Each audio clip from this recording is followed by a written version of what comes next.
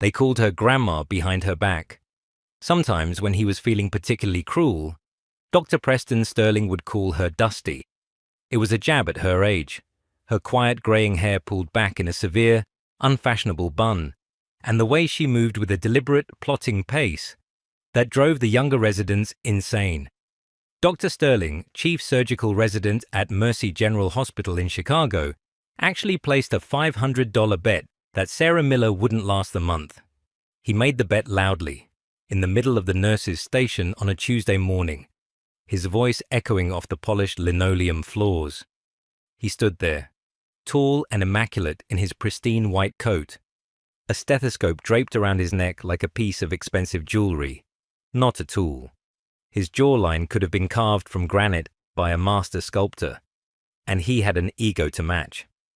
500 says the geriatric wonder is out by the first, he'd announced, a smirking, condescending curl to his lips. He checked his Rolex, a gesture he performed with the frequency of a nervous tick. We can't have our patients dying because Grandma forgot to read an expiration date. A few of the younger nurses, like Brittany Moore, had giggled nervously. Brittany was barely 23, her scrubs always perfectly pressed, her makeup flawless even at 3 in the morning. She orbited Dr. Sterling like a nervous moon, desperate to stay in the good graces of the man whose father, a prominent state senator, had a wing of the hospital named after the family. Sarah Miller had heard him. Everyone had. She was in the supply closet, methodically restocking saline bags, her movements slow and precise. She didn't react. She just continued her work, the faint rhythmic tremor in her hands the only outward sign of any disturbance. The tremor was a new development in her life, a cruel irony for a woman whose hands had once been as steady as a surgeon's. It was a souvenir from a past she was desperately trying to outrun. She had been at Mercy General for 3 weeks. It was a new position, a quiet floor nurse role she had taken after everything.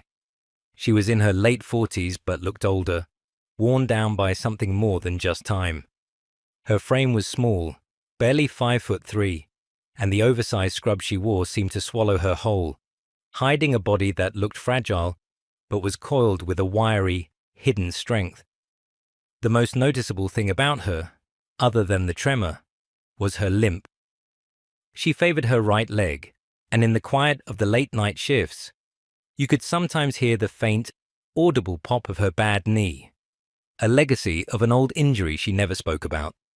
The residents and younger staff mistook her deliberate pace for slowness, her triple checking of charts for incompetence, born of old age. They didn't see the obsessive attention to detail, the mind that was processing every piece of data, cross-referencing it against a library of experience they couldn't possibly imagine. They saw a tired old woman who looked more like a librarian who had taken a wrong turn than a trauma-certified registered nurse. Dr. Sterling seemed to make it his personal mission to humiliate her. He would assign her demeaning tasks, like cleaning the scuffs off the baseboards in the trauma bay or recounting the gauze pads in the crash carts, a job usually reserved for student volunteers. "Check the expiration dates again, Sarah," he'd command, his voice dripping with false concern. "Make sure they're all fresh. Wouldn't want any mishaps." Brenda Harrison, the charge nurse, watched it all with a cynical, weary gaze. Brenda was in her 50s, a veteran of pandemics, budget cuts, and hospital strikes. She had arms like a dock worker and a zero patience threshold for incompetence, whether it came from a first-year resident or a powerful chief. She was initially dismissive of Sarah, seeing just another warm body to fill a slot on the roster. "Miller, you're on vitals for Bay 3 and 4. Try to keep up," she'd barked on Sarah's first day. But Brenda was fair, a fact she kept hidden beneath a thick crust of professional harshness. She started to notice things. She noticed that Sarah's charts were the most immaculate she had ever seen. She noticed that Sarah could spot a subtle change in a patient's condition hours before the monitors would alarm. She noticed that despite Sterling's constant barrage of insults, Sarah never broke, never complained, never once raised her voice. She just did her job. One evening, Sterling was holding court during a quiet spell, leaning against the central counter, winking at Brittany. "You know," he said loudly, "I was reviewing HR files. I'm just cautious. They keep sending us these charity cases. People who can't hack it in a real, fast-paced environment." He looked directly at Sarah, who was meticulously cleaning an IV pump. "It's a liability." Sarah looked up, her grey eyes meeting his for a brief moment. Her voice was quiet, almost raspy, the product of years spent shouting over the noise of engines and explosions. "I'm trauma-certified, doctor." Sterling let out a short, barking laugh. "Oh, I'm sure you are. From what? The Civil War? Your hands shake more than a patient with delirium tremens. Now, if you're done polishing the equipment, go make sure the coffee is fresh. We have actual work to do." Brittany giggled again, but this time it sounded forced. She glanced at Sarah, a flicker of something, pity, maybe even shame, in her eyes before she looked away. Sarah didn't respond. She just placed the clean pump back on its hook, her movements betraying a deep, bone-wearying fatigue.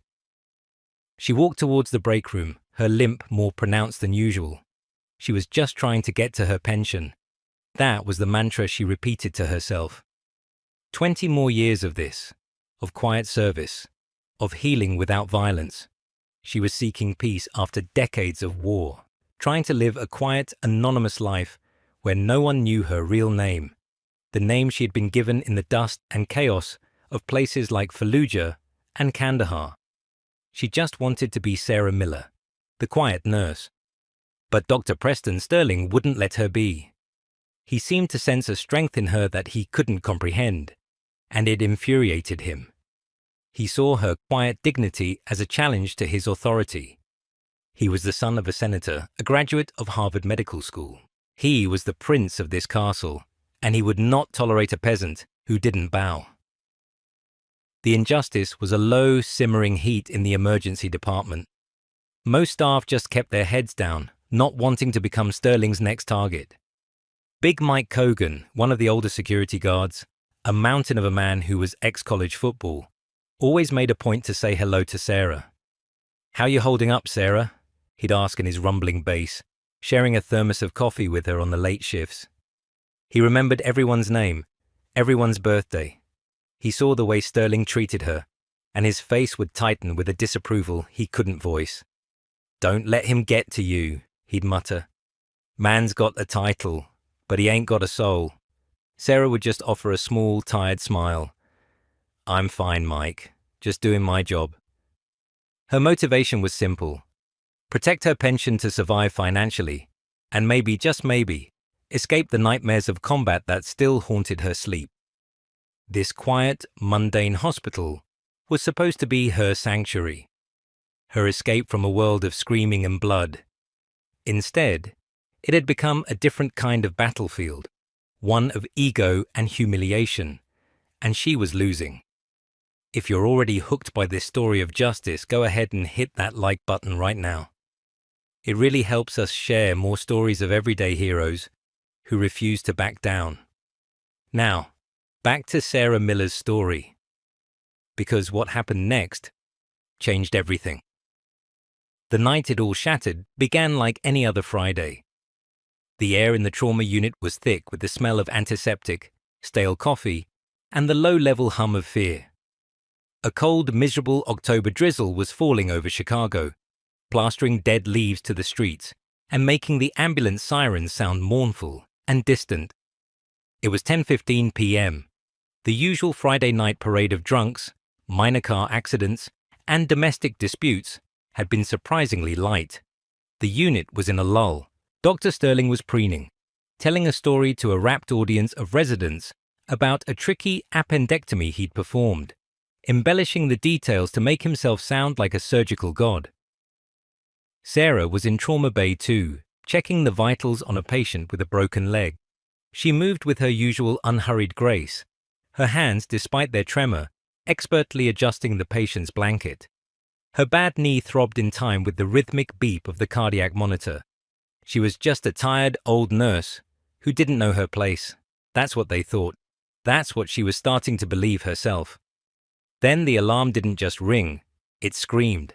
A klaxon, a sound reserved for the most catastrophic of events, blared through the department, a shrill, piercing cry that cut through the mundane chatter and fluorescent hum. Code black, code black. Mass casualty incident, military. ETA 2 minutes. All hands. Trauma Bay 1. This is not a drill. The atmosphere in the emergency department shifted instantly. It was like a switch had been flipped, plunging the room from bored calm into crackling, high-stakes tension. Residents scrambled. Nurses rushed to clear the primary bay. Brenda Harrison's voice cut through the rising panic like a knife. Move, people. Cole, get me 3 units of O-neg on the warmer. More trauma packs. Now. Sterling, get your head out of your backside and get in here. Dr. Sterling's smug expression vanished, replaced by a mask of adrenalized focus. This was his stage. This was where he proved his worth. I'm on it, he barked, striding towards Bay 1, smoothing his pristine white coat out of habit. Sarah had frozen for a half-second when she heard the word military. A cold dread washed over her, a familiar ghost from her past. She took a deep breath, pushed the feeling down, and turned to help. She was a nurse. That's all she was now. The automatic doors to the ambulance bay burst open with a violent whoosh, slamming against their stops. The sound was drowned out by the escalating symphony of sirens and the deafening roar of helicopter rotors that seemed to be landing directly on the street outside.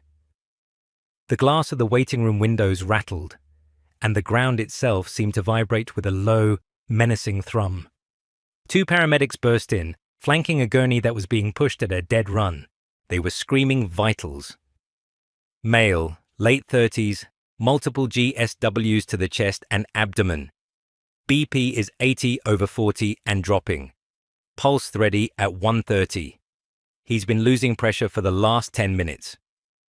Flanking the gurney were 2 grim-faced men in military police uniforms, their hands resting on their sidearms, their eyes scanning the room with a tactical precision that was terrifyingly out of place among the scrubs and lab coats.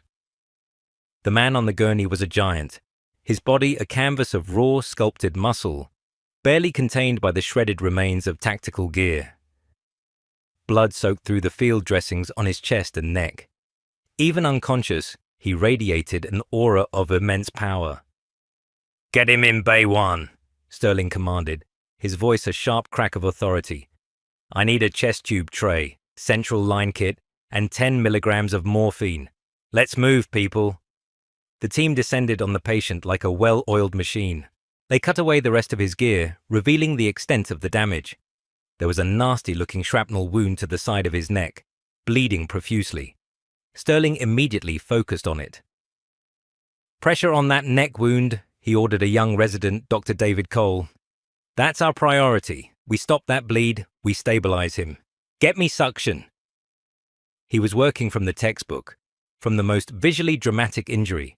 He was performing, showing everyone he was in control. Sarah stood at the edge of the room, near the supply cart, staying out of the way as she had been trained to do in this new life. But she wasn't just watching. She was assessing. Her eyes, trained by thousands of hours in the most austere environments imaginable, were scanning the patient with a cold, analytical gaze. The neck wound was ugly, but it wasn't the killer. Something else was wrong. Terribly wrong. She saw it. It was subtle, a detail lost in the chaos and the blood. The man's trachea, the windpipe in his throat, wasn't centered. It was shifted, pushed almost 3 centimeters to the left. Her eyes flicked up to his neck. The jugular veins were distended, bulging against his skin like thick cords. Tension, pneumothorax. A collapsed lung. Air was pouring into his chest cavity from a hole in his lung, building up pressure with every ragged breath he took. It was crushing his heart and his other lung. It was why his blood pressure was cratering. The neck wound was a distraction. This was the killer. He had minutes, maybe seconds, before his heart stopped. "Doctor," Sarah said, her voice quiet but clear. Sterling ignored her, focused on barking orders about the neck bleed. "More lap pads! Get ready to clamp!" "Dr. Sterling," she said again, a little louder this time, stepping forward. Look at his neck. His trachea is deviated. Sterling shot her a look of pure fury, his concentration broken. Nurse Miller, get back. You are stocking supplies. That is your station. Do not interfere. The patient's cardiac monitor suddenly screamed, a high, flat tone of impending doom. His oxygen saturation displayed in big red numbers was plummeting. 85, 80, 75. His lips, visible under the oxygen mask, were turning a dusky violet blue. He's crashing, Brittany yelled. Her voice panicked. Check his breath sounds, doctor. Sarah's voice was no longer quiet. It was a command, sharp and resonant, with an authority that stunned the room into a momentary silence. Now! Sterling, flustered and angry, grabbed his stethoscope and slapped it on the right side of the patient's chest. He heard the faint sound of air entry. He moved it to the left side. Silence. Nothing. The realization dawned on his face, followed by a wave of pure cold panic. He had missed it, the most obvious, life-threatening injury. He had focused on the superficial bleeding while the patient was suffocating from the inside out. He froze. For one critical, fatal second, Dr. Preston Sterling, the golden boy of Mercy General, had no idea what to do. The textbook procedure for a chest tube was too slow. He was going to die. On his table. Sarah didn't wait. She didn't ask for permission. The patient's oxygen saturation hit 70. His eyes rolled back in his head. The moment of decision had come. Her career, her pension, the quiet life she craved, versus the life of the soldier on the table. It wasn't even a choice. She moved. She didn't run like the younger nurses. She moved with a sudden, explosive efficiency that was terrifying to watch. In 2 steps, she was at the trauma cart. She didn't grab the chest tube tray. Her hand bypassed it, snatching a 14-gauge angiocath, a long, thick needle, from an open pack. She turned back to the table. Sterling, finally jolted out of his paralysis, saw her coming. What the hell do you think you're doing? Get away from my patient, he shrieked, moving to block her. Sarah didn't push him. It wasn't a push. It was a tactical block. She dipped her left shoulder, stepping inside his guard, and checked him with a rigid elbow to the chest. It wasn't a violent blow, but it was perfectly placed, using his own forward momentum to send him stumbling back a few feet, gasping in surprise. The move was fluid, precise, and utterly shocking. She was at the patient's side before anyone could react. She didn't hesitate. Her left hand, the one that trembled when she held a coffee cup, was rock steady as she placed it on the patient's chest, her fingers finding the landmarks instantly. Second intercostal space, mid-clavicular line, a place she had found thousands of times before in the back of bucking helicopters and in muddy ditches under a hail of gunfire. Her right hand brought the large-bore needle up. She aimed for the spot just above the 3rd rib. She didn't look at Sterling, who was sputtering with rage. She didn't look at the shocked faces of the other staff. She looked at the patient, at the monitor screaming its death knell. You are finished, Miller, Sterling howled. You assault a doctor. You perform an unauthorized procedure. I will have your license. Sarah ignored him. She plunged the needle into the man's chest. The sound was audible throughout the now silent trauma bay. Hiss. It was the sound of trapped air, under immense pressure, escaping the chest cavity. It was the sound of life returning. The effect was immediate and dramatic. The patient's chest, which had been unnaturally puffed on one side, visibly deflated. The deviated trachea shifted back towards the center. The distended veins in his neck flattened. On the monitor, the oxygen saturation numbers began to climb. 70, 75, 85, 92, 98. The frantic alarm of the cardiac monitor slowed, settling into a steady, healthy rhythm. The violet color of the patient's lips faded, replaced by a wave of healthy pink. He took a deep, gasping breath, the first real breath he'd taken in 10 minutes. His chest rose and fell, beautifully, symmetrically. Sarah secured the catheter with a piece of tape, her hands only now beginning to shake from the adrenaline dump. She stepped back from the table, her face a mask of cold, professional focus. She peeled off her bloody gloves and dropped them into a biohazard bin. The room was deathly silent. Everyone, Brenda, Brittany, Dr. Cole, the MPs, stared at her as if she had just grown a second head. They had just witnessed the slow, quiet, incompetent old nurse transform into something else entirely. Something precise, something lethal, something that moved with the terrifying, fluid grace of an apex predator. The patient's eyes fluttered open. They were hazy with pain and shock, but they were lucid. His gaze swept past the doctors, past the nurses, past the bright lights. It found Sarah, standing by the supply cart. He looked at her, and a flicker of recognition, of disbelief crossed his face. He was a Navy SEAL commander, one of the toughest men on the planet, but his eyes filled with a raw, desperate gratitude. He tried to speak, his voice a dry rasp through the oxygen mask. The MPs leaned closer to hear. "Ghost," he whispered, the name barely audible. They said the ghost was a legend. I never. He trailed off, his strength failing. Then, with a monumental effort that must have cost him everything, he raised his trembling right hand. He didn't reach for her. He brought it slowly, shakily, to his brow in a formal, lingering salute. A salute of absolute unconditional respect from one warrior to another.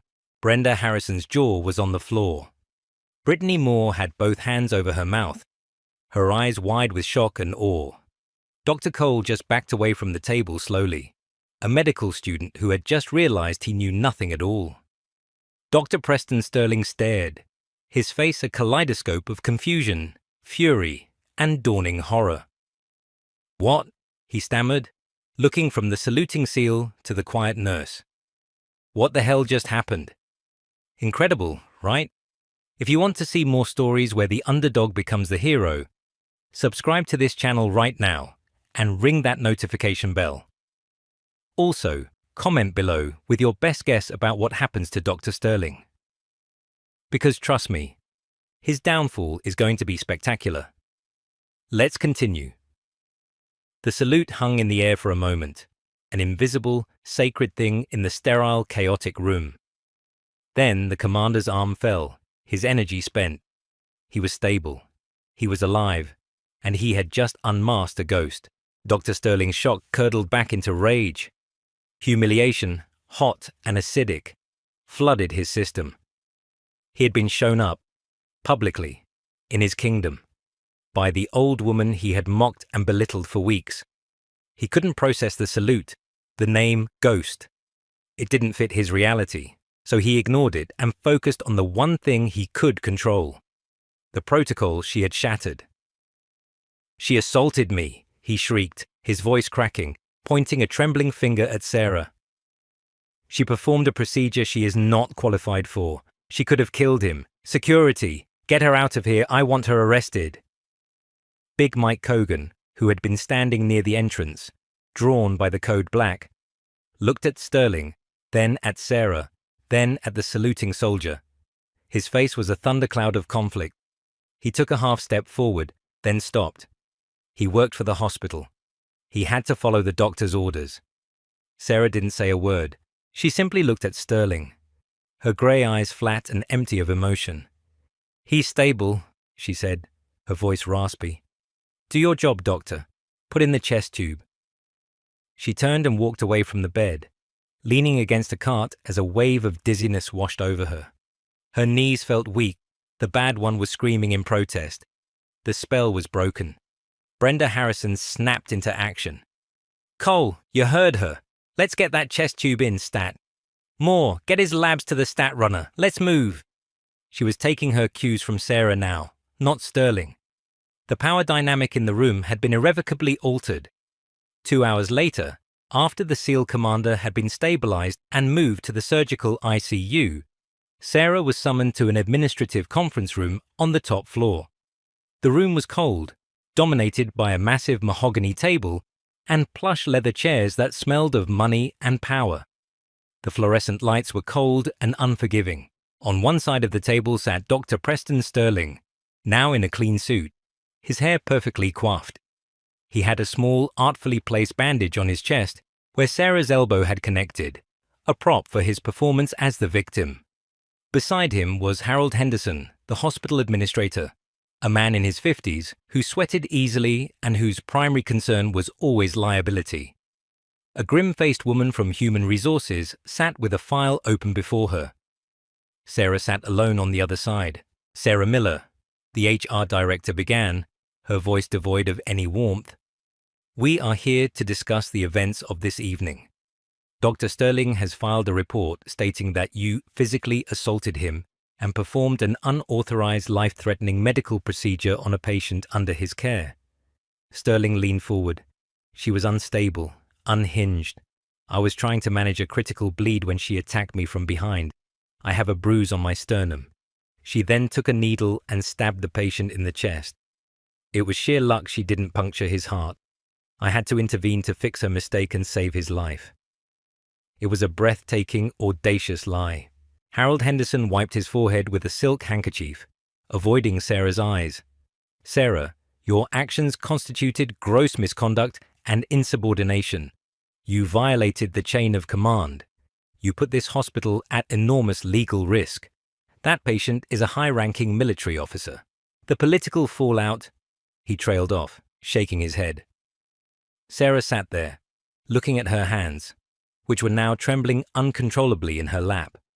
She had saved a life she recognized, not personally, but by type. A warrior.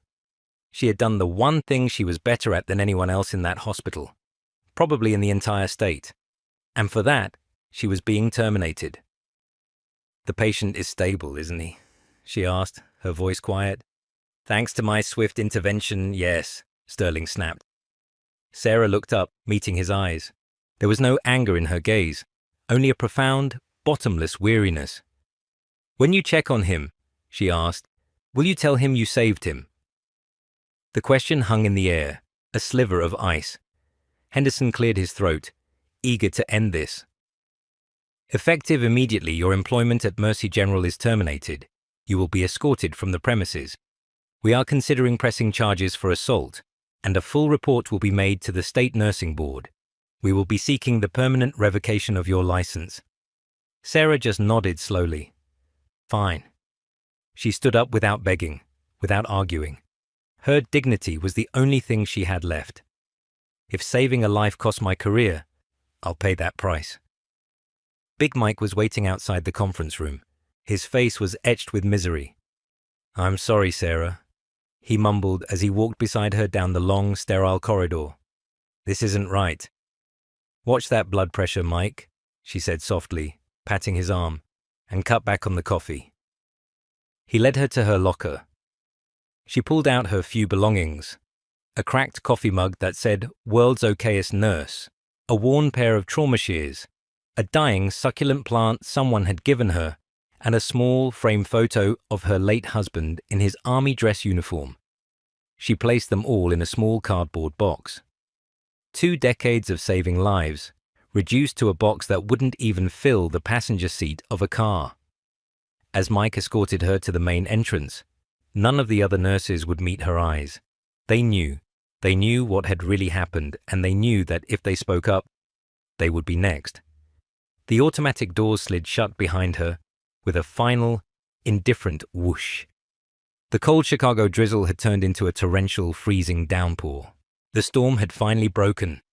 Sarah's car was in the shop, a repair she couldn't afford, so she huddled under the flimsy shelter of a bus stop on the corner, clutching the soggy cardboard box to her chest. The rain plastered her graying hair to her forehead and soaked through her thin coat. Her bad knee throbbed in a painful rhythm with the swish of the bus's windshield wipers as it finally pulled up. She found a seat in the back, the vinyl cold and damp. She stared at her reflection in the rain-streaked window, a tired, defeated old woman. "It's over," she thought. It wasn't an angry thought, just a heavy, suffocating fact. Sterling would press charges. There would be a police report. She would lose her certification. She would end up greeting customers at a grocery store. her past a secret no one would ever know or believe. Maybe she should have just let him handle it. Maybe she was just a stubborn old nurse who didn't know her place. She looked down at the box, trying to shield the photo of her husband from the water dripping from her hair. She felt the weight of it, the weight of her entire life, growing heavier with each lurch of the bus. Her chest was tight, her throat burning. Her hands, finally free from the need to be steady, shook from the adrenaline dump and the crushing weight of defeat. And then she heard it. At first, it was just a low thrumming, a vibration she felt in the floor of the bus more than she heard. It rose quickly, cutting through the sound of the rain and the city traffic. A deep, rhythmic thwop-thwop-thwop that pressed against her chest. Puddles in the street began to ripple. The glass in the bus windows rattled. Everyone on the bus looked around, confused. The driver slowed, peering into the dark, rainy sky. The sound grew into a deafening roar. 2 Black Hawk helicopters, flying impossibly low, tore through the clouds, their searchlights cutting white beams through the downpour. They weren't heading for the hospital helipad. They were descending towards the street. Tires screeched. Cars slammed on their brakes, causing a multi-car pileup behind the bus. People on the sidewalk scattered, screaming, assuming it was a terrorist attack. Ahead of the bus, 2 black Chevrolet Suburbans, the kind with federal plates, had positioned themselves sideways, completely blocking the intersection. Their red and blue lights strobed silently, washing the entire block in a blinding, chaotic glare. One of the Black Hawks landed with impossible precision in the middle of the intersection, its downdraft hitting the street with the force of a hurricane. Umbrellas inverted, trash cans rolled down the sidewalk. The bus rocked on its suspension. Doors on the SUVs flew open, and a dozen men in dark suits and tactical gear spilled out, fanning out, scanning the crowd with a terrifying focus. One of them, speaking into a wrist-mounted mic, pointed directly at the city bus, directly at the back window where Sarah was sitting, frozen. "Target is in the rear of the bus. I have visual." Before anyone could process what was happening, the bus doors hissed open. A soldier, not a suit, sprinted through the gridlocked traffic, dodging cars, his boots splashing through the deep puddles. He vaulted up the steps of the bus. He ignored the terrified driver and the gaping passengers, his eyes locked on Sarah. "Ma'am," he said, his voice firm but laced with a desperate urgency. "Lieutenant Colonel Miller, you need to come with us. Now." Sarah just stared at him, clutching her cardboard box. Lieutenant Colonel Miller. A name she hadn't heard in 5 years. The soldier didn't wait for an answer. He grabbed her arm, his grip like an iron vise, but strangely respectful. "We're going. Drop the box." Sarah's head snapped up, a spark of the old fire in her eyes. "No," she rasped. "The box comes with me." The soldier didn't argue. He simply nodded, took the soggy box from her, and led her off the bus and into the heart of the storm. As she stepped onto the wet pavement, the side door of the second Black Hawk slid open. A figure emerged, stepping down into the rain. He was an older man, leaning on a simple black cane, but he didn't lean on it for support. He wielded it like a scepter. 4 silver stars gleamed on the shoulders of his dress uniform, a brilliant constellation against the dark green fabric. His chest was a colorful mosaic of ribbons, a history of America's wars from the last 40 years. He didn't run from the rain, he walked through it as if it wouldn't dare touch him.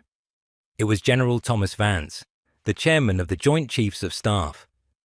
He walked directly to Sarah, his eyes, which had seen the worst of humanity, softening with a look of profound respect and old friendship.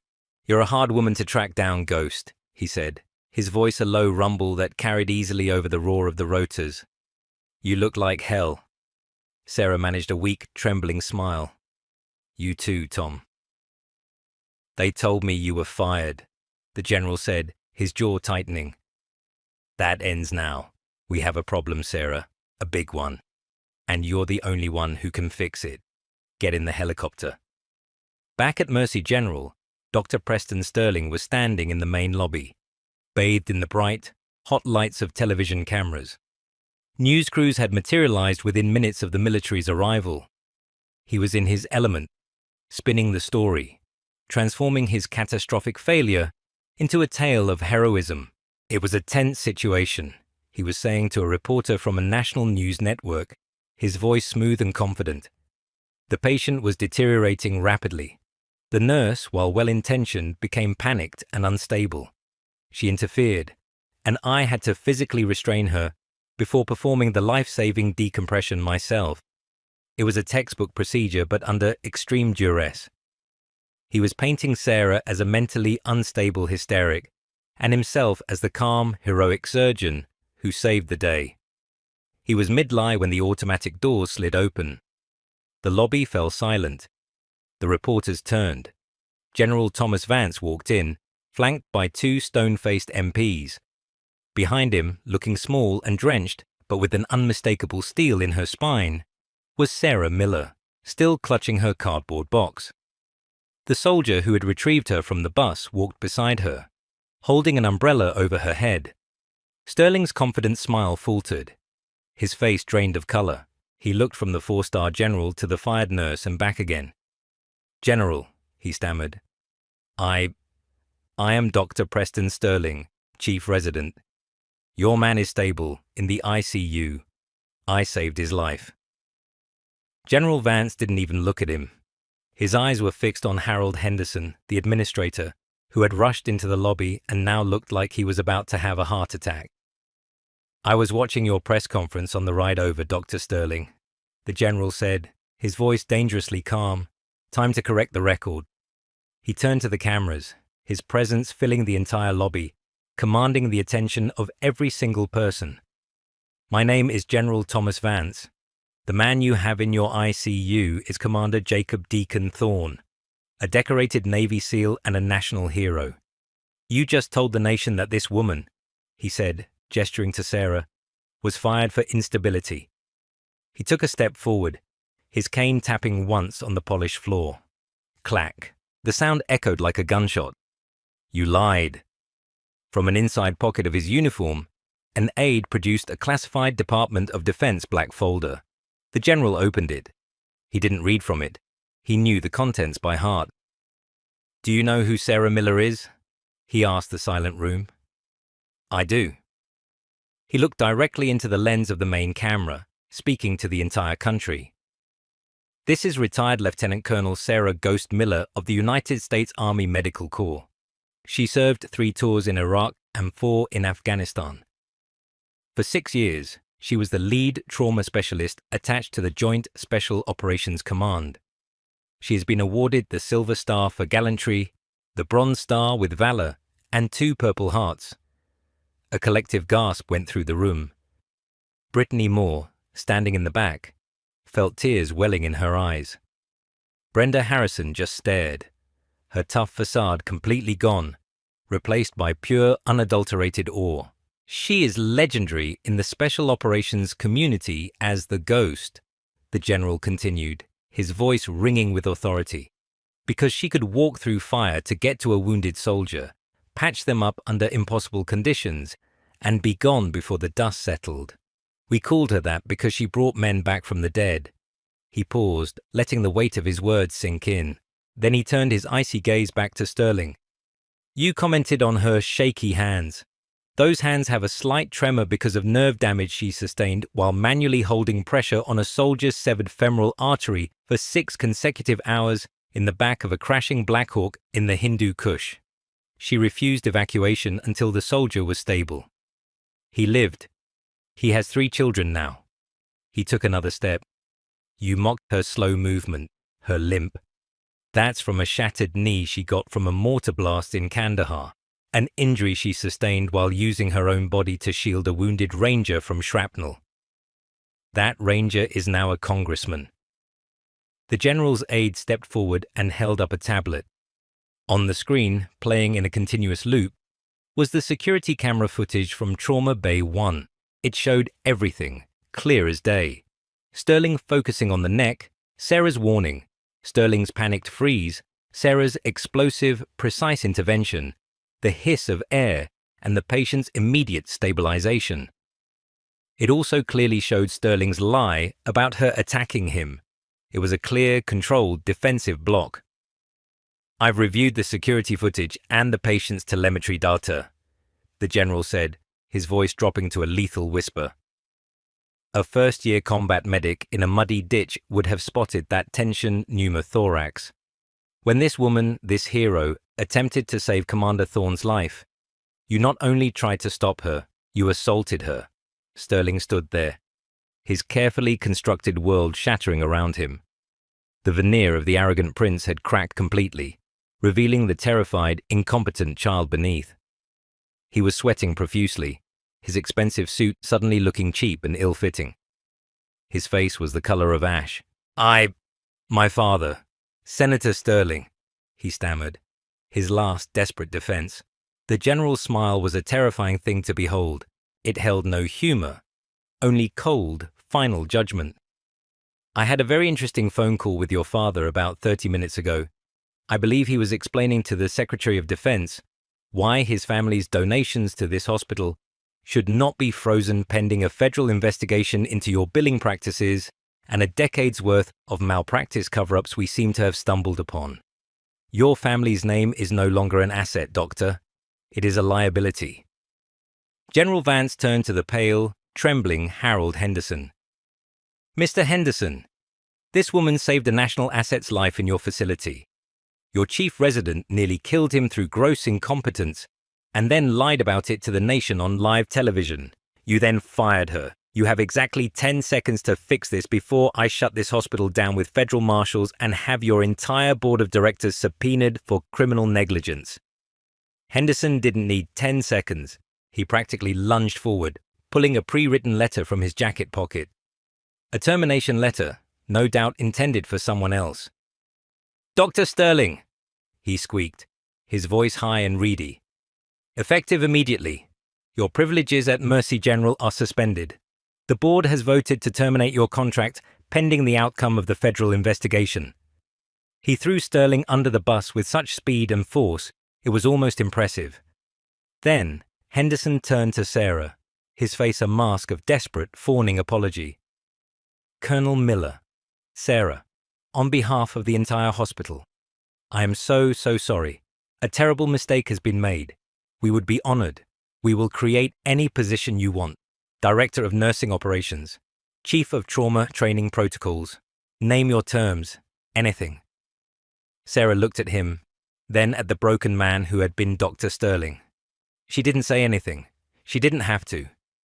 It was Big Mike Kogan who delivered the final perfect piece of karmic justice. He stepped forward from the crowd, his face grim with satisfaction. In his hands, he held an empty cardboard box. He walked right up to the disgraced doctor. "I believe you know the way out, Dr. Sterling," he said, his deep voice resonating through the silent lobby. He pushed the box into Sterling's numb hands. "It's a bit small, but I'm sure you'll manage." And so, while the cameras flashed and reporters shouted questions, Dr. Preston Sterling, the golden boy, the senator's son, was forced to pack up his belongings from his office. His framed Harvard diploma, his signed photo with his father, his spare Rolex, in a small cardboard box, under the watchful, unforgiving eyes of the entire world. He stumbled out into the pouring rain, without an umbrella, without a car waiting, without a single friend to see him off. He was just a man in a soggy suit, carrying his shattered life in a box. A cautionary tale whispered in the halls of medicine for decades to come. 1 year later, the sun shone brightly on a newly dedicated wing of Mercy General Hospital. A large brass plaque was unveiled, gleaming in the afternoon light. It read, "The Lieutenant Colonel Sarah Ghost, Miller Center for Trauma and Emergency Medicine." In the front row of the assembled crowd sat General Thomas Vance, smiling proudly. Beside him sat Commander Jacob Deacon Thorne, looking healthy and strong, a faint scar on his neck and another on his chest, the only reminders of the day he met the ghost. The entire hospital staff was there, standing a little taller, their faces filled with respect, not fear. Sarah stood at the podium. She wasn't in scrubs. She was wearing a sharp professional suit, her official title now Director of Patient Care and Safety for the entire hospital network. She had overhauled the protocols, dismantled the toxic hierarchy, and implemented a new system based on a simple, revolutionary idea. Listen to your nurses. The hospital's mortality rate in the ER had dropped by 15%. After her short speech, a young, nervous nurse approached her, the same way Brittany once had. "Ma'am, Director Miller, I had a patient today, and his pressure was dropping, but the resident wanted to wait for labs. I spoke up. I told him we needed to act. Because of you." Sarah looked at the young woman and saw a flicker of her old self. She placed a steady hand on her shoulder. "Good," she said, her voice no longer raspy, but strong and clear. "Never be afraid to protect your patient. That is your only job. I have your back." She had found her peace, not in anonymity, but in empowerment. She was no longer hiding from her past, but using it to build a better future, ensuring that no other hero would ever be punished for doing the right thing. The ghost of Kandahar had finally found a home, not as a whisper in the dust, but as a promise carved in stone. The patient comes first, always. And that is the incredible true story of Sarah Ghost Miller. It's crazy to think that she was fired for saving a life just minutes before a 4-star general needed her to do exactly that. It really makes you wonder how many heroes are out there right now getting punished for doing the right thing just because it breaks a protocol. If you enjoyed this story and want to see more real-life dramas about heroes getting the justice they deserve, please smash that like button. It really helps the channel. And don't forget to subscribe and ring the notification bell so you never miss a story. Drop a comment below telling me what you think should have happened to Dr. Sterling. Thanks for watching, and I'll see you in the next one.